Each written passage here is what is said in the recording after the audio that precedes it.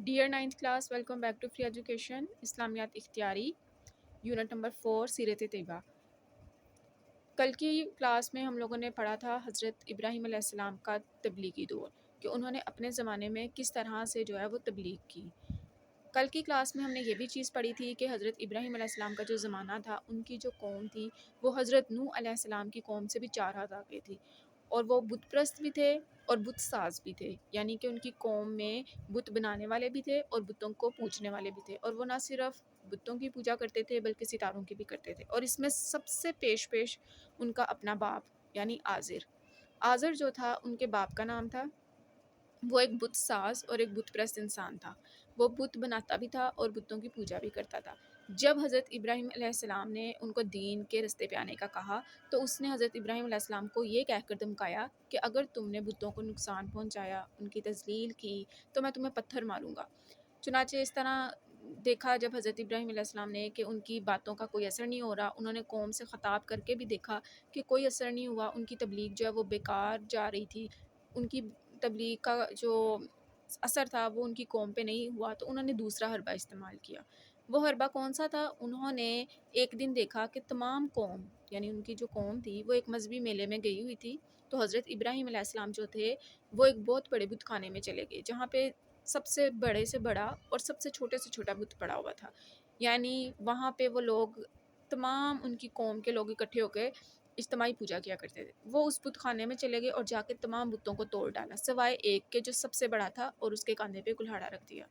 جب قوم واپس آئی تو ان کو بہت غصہ آیا، انہوں نے دیکھا کہ یہاں پہ تو ہر طرف تباہی مچی ہے، اور ان کو یہ بھی یقین تھا کہ یہ تباہی مچانے والا کون ہے۔ انہوں نے کہا کہ یہ صرف ابراہیم کا کام ہے، لہٰذا حضرت ابراہیم علیہ السلام کو بلایا گیا اور ان سے پوچھا گیا۔ حضرت ابراہیم علیہ السلام نے بنا کسی خوف کے، ڈر کے کہا کہ ہاں، لیکن اگر تم اتنے سچے ہو تو جو بت تمہارا سلامت ہے اس سے پوچھو کہ یہ سب کس نے کیا ہے۔ اگر وہ بول کے جواب دے گا تو سمجھ لو میں غلط ہوں اور تم ٹھیک۔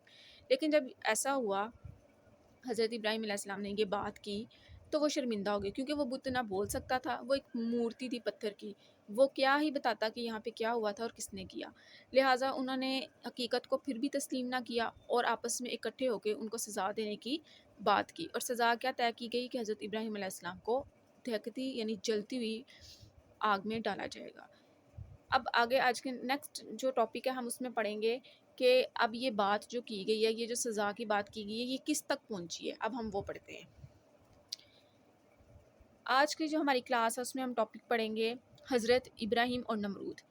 اب جب قوم نے یہ فیصلہ کیا کہ حضرت ابراہیم علیہ السلام کو جلتی ہوئی آگ میں پھینکا جائے گا تاکہ اس کا قصہ ہی ختم ہو جائے، جب یہ رہے گا ہی نہیں تو یہ والا جو تبلیغی کام ہے یہ بھی ختم ہو جائے گا، یہ بات کس تک پہنچی؟ نمرود تک۔ نمرود کون تھا؟ نمرود ایک سرکش اور ظالم بادشاہ کا نام تھا، ٹھیک ہے۔ اس کے بارے میں تھوڑا سا آپ کو بتانا چاہوں گی۔ تاریخ اور اسلامی روایات کے مطابق نمرود ایک طاقتور بادشاہ تھا جس نے اپنی خدائی کا دعویٰ کیا اور حضرت ابراہیم علیہ السلام کی دعوت توحید کی مخالفت کی۔ یہ بادشاہ تھا حضرت ابراہیم کے زمانے کا، عراق کا بادشاہ تھا، کیونکہ حضرت ابراہیم علیہ السلام جو تھے وہ عراق کے ایک قصبے ار میں رہتے تھے، اور یہ عراق کا بادشاہ تھا۔ جب یہ بات اس تک پہنچی تو اس نے کیا کیا، وہ ہم اب اس پیراگراف میں پڑھیں گے۔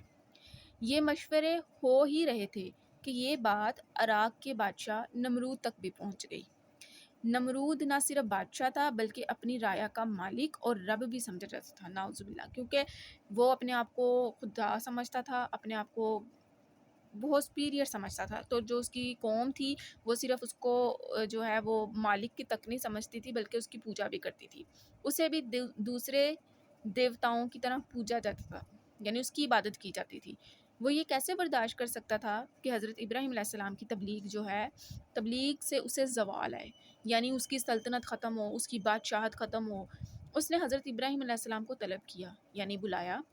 انہوں نے بڑے دربار میں بلا خوف و خطر کا مطلب ہوتا ہے بغیر کسی ڈر کے، بغیر کسی خوف کے حق کا اعلان کیا، یعنی کہ صحیح بات کی، توحید کا اعلان کیا، اور فرمایا کہ میرا رب تو وہ ہے جو زندگی عطا کرتا ہے اور موت دیتا ہے۔